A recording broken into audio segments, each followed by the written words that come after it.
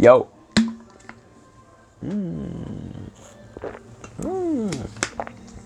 Add some protein shake. That's protein powder, just straight up protein and water. It's pretty good, nothing illegal.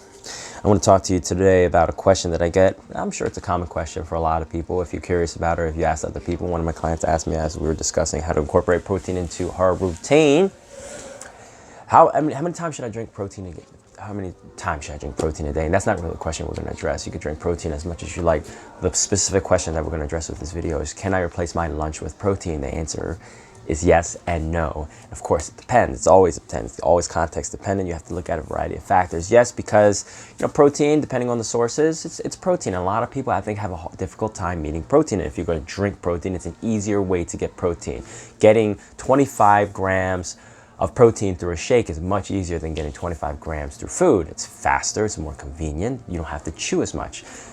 But that's also the downside. That's also the no part of the response, because depending on what type of phase you're in, whether you're in fat loss or muscle gaining phase, determines how you're going to incorporate that protein, at least in the long term. Short term, it probably doesn't matter as much. One meal there, one meal here, probably does not matter as much. However, you don't want to consistently and consciously replace your big meals with liquid nutrition, not because liquid nutrition is bad, but because the number one goal when you're on a fat loss plan, aside from losing weight, is to control your hunger. Hunger is probably the top challenge for people who are on a fat loss phase, because when you get hungry and you're hungry consistently, you're going to lose motivation. You can't, it's hard for you to focus on your day-to-day life when you're always hungry. One of the things that can affect your hunger levels is the consistency in which the food enters your body, whether it's solid food, semi-solid food, smoothie, or straight up liquid like this. This isn't a smoothie, it's water with protein powder. It's probably the quickest form of nutrition that you're going to get.